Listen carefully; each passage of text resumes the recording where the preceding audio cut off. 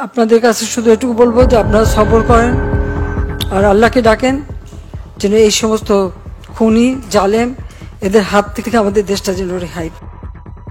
আজ শেখ হাসিনার এই দোয়া কবুলের প্রথম বর্ষপূর্তি।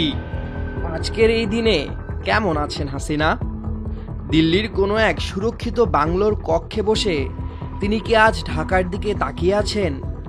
বাইরে হয়তো কড়া নিরাপত্তা, নিঃশব্দ প্রহরীদের সতর্ক আনাগোনা, কিন্তু ভেতরের দেয়ালে কান পাতলে কি শোনা যায় লক্ষ কণ্ঠের উল্লাসধ্বনি?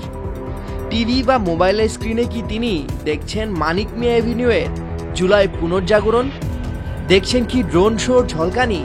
শুনছেন কি সেই সব ব্যান্ডের গান যারা একদিন তার শাসনামলেই মঞ্চ কাঁপিয়েছে, তবে এবার উদযাপন করছে তারই পতন?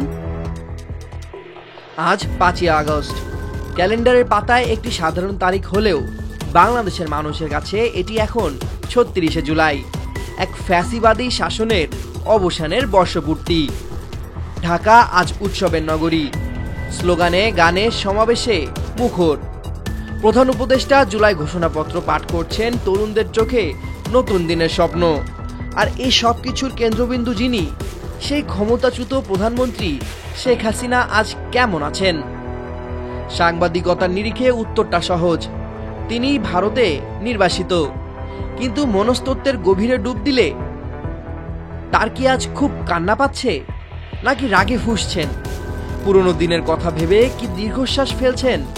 গণভবনের সেই আরামের চেয়ার, সেই ক্ষমতার আলিন্দ, সেই জি হুজুর সংস্কৃতি, কোনটার জন্য মন বেশি পুড়ছে? নাকি এই সব কিছুর ঊর্ধ্বে তিনি এখন এক দার্শনিক নির্লিপ্ততায় পৌঁছে গেছেন? ভাবছেন যা গেছে তা যাক। এইসব ভাবনায় হয়তো আসতো যদি না সাম্প্রতিক কিছু ঘটনা অন্য এক চিত্রের ইঙ্গিত দিত। যখন সবাই ভাবছে তিনি হয়তো শোক সভা করছেন, তখন পর্দার আড়ালে কি অন্য কোনো খেলা চলছে? খবরের কাগজ খুললেই চোখে পড়ছে এক চাঞ্চল্যকর তথ্য। খোদ রাজধানীতে বসুন্ধরার মতো এক অভিজাত এলাকায় কার্যক্রম নিষিদ্ধ ঘোষিত আওয়ামী লীগের কর্মীদের গেরিলা যুদ্ধের প্রশিক্ষণ দেওয়ার অভিযোগে আটক হয়েছেন সেনাবাহিনীর একজন মেজর, নাম সাদেকুল হক সাদেক।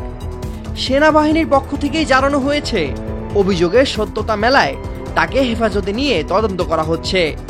ভাবা যায়, যখন দেশে তার পতনের বর্ষপূর্তি উদযাপিত হচ্ছে, তখন তার দলের কর্মীরা গেরিলা যুদ্ধের প্রশিক্ষণ নিচ্ছে। এই খবর শোনার পর কি আর তাকে একজন বিষণ্ণ পরাজিত রাষ্ট্রনায়ক ভাবা যায়? নাকি মনে হয় দিল্লির বাংলোর এই অপাত নিস্তব্ধতা আসলে ঝড়ের আগের পূর্বাভাস? তিনি কি তাহলে স্ক্রিনে ঢাকার উৎসব দেখে চোখের জল ফেলছেন না, বরং প্রতিটা মুখ চিনে রাখছেন, প্রতিটি স্লোগান থেকে খুঁজে নিচ্ছেন আগামীর রণকৌশল? হয়তো তিনি ভাবছেন, এ আর নতুন কি, ৭৫-এর পরেও তো এমনই এক নির্বাসন থেকে ফিরে এসেছিলেন। ইতিহাস কি আবারও নিজেকে পুনরাবৃত্তি করার প্রস্তুতি নিচ্ছে? যে দলটির কর্মীরা একজন সেনা কর্মকর্তার অধীনে নাশকতার কৌশলে শেখে, সে দলের নেত্রী কি চুপচাপ বসে থাকার পাত্রী? সুতরাং আজকের এই দিনে তিনি কেমন আছেন, এই প্রশ্নের উত্তর বোধহয় অতটা সরল নয়। তিনি হয়তো কাঁদছেন, কিন্তু সে কান্না শোকের না হয়ে আক্রোশেরও হতে পারে। তিনি হয়তো একা, কিন্তু সেই একাকিত্বই হয়তো তাকে দিচ্ছে নতুন করে গুছিয়ে নেওয়ার ফুরসত। ঢাকার রাজপথে আজ উৎসবের রং, কিন্তু দিল্লির সুরক্ষিত বাংলোর অন্দরে হয়তো আঁকা হচ্ছে ভবিষ্যতের কোনো এক পাল্টা আঘাতের নীল নকশা। সামিউল জয়, ২১শে টেলিভিশন।